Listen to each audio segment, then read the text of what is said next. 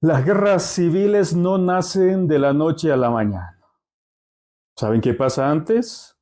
Antes aparecen señales como la escasez, la polarización, la violencia, la desconfianza en las instituciones, sectores enfrentados y ciudadanos que comienzan a actuar por cuenta propia. La pregunta que hoy deberíamos hacernos es, ¿estamos ya viendo estas señales en Bolivia? Porque la crisis que atraviesa el país ya no es solamente económica, ya no es solamente política y tampoco se limita a los bloqueos de carreteras.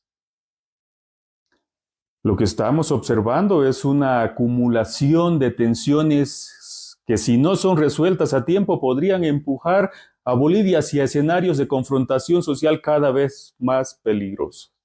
Después de semanas de bloqueos en diferentes regiones del país, miles de familias enfrentan dificultades para acceder a combustible, alimentos y productos básicos. Los precios también continúan subiendo. Los mercados también sienten la presión de la escasez. Los transportistas denuncian pérdidas económicas. Los productores tienen dificultades para sacar su mercadería. Y millones de ciudadanos ven cómo cada día se vuelve más difícil desarrollar una vida normal.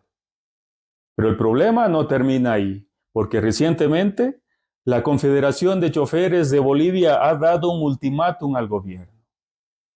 Sus dirigentes anunciaron que si en 48 horas no se encuentran soluciones efectivas a la crisis, asumirán medidas de hecho. ¿Y qué significa eso? Que otros actores sociales comienzan a perder la paciencia.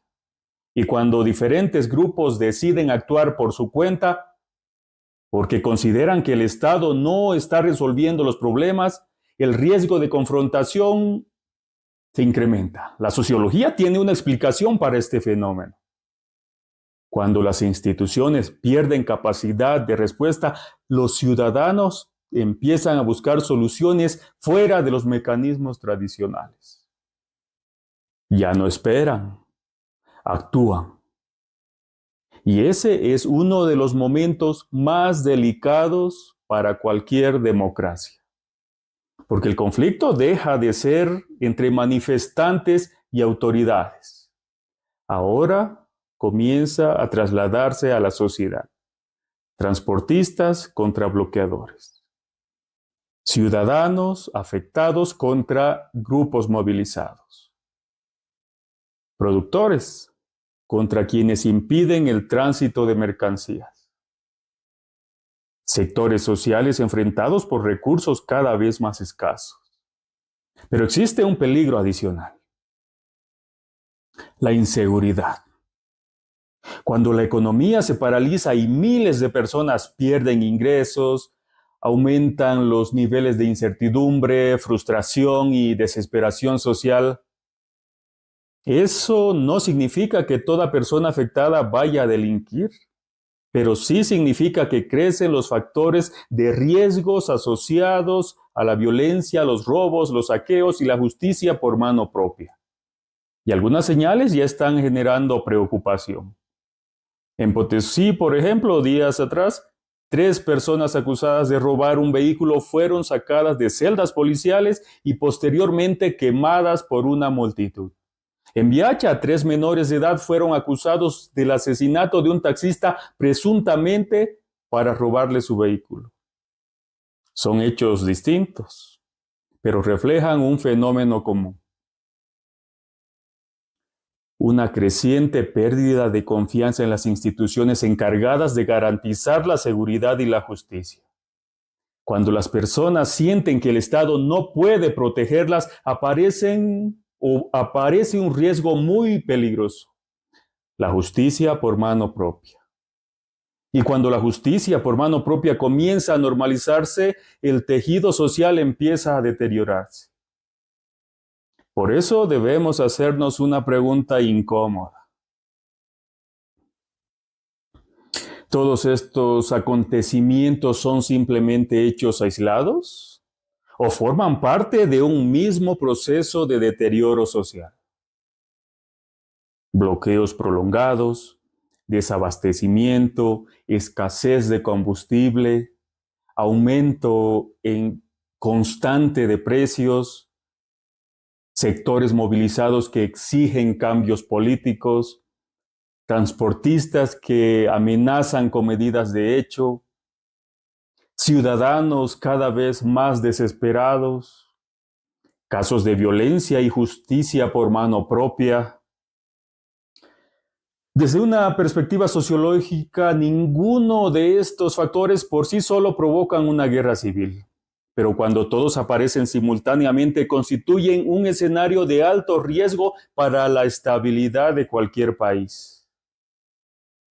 La historia demuestra que los conflictos internos no comienzan de un día para otro. Antes aparecen señales de advertencia: polarización extrema, pérdida de legitimidad institucional, fragmentación social, debilitamiento de la autoridad estatal y una creciente percepción de que la ley ya no puede garantizar el orden. Bolivia todavía está lejos de una guerra civil, o eso creo.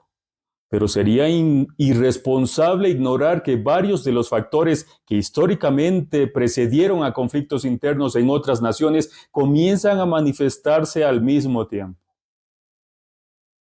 Por eso el desafío ya no consiste únicamente en desbloquear carreteras, ni solamente en resolver una disputa política. El verdadero desafío es evitar que la crisis económica y política se transforme en una crisis de convivencia entre bolivianos.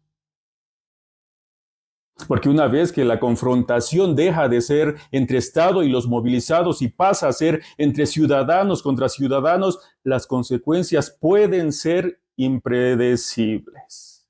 La pregunta final es simple: ¿actuarán las autoridades y los actores políticos antes de que la frustración social alcance un punto de no retorno? O peor aún, ¿esperarán a que los propios bolivianos intenten resolver el conflicto por su cuenta? Esa es la verdadera preocupación que hoy debería unir a todo el país. ¿Y qué opinas tú? Comenta, escribe, te leo.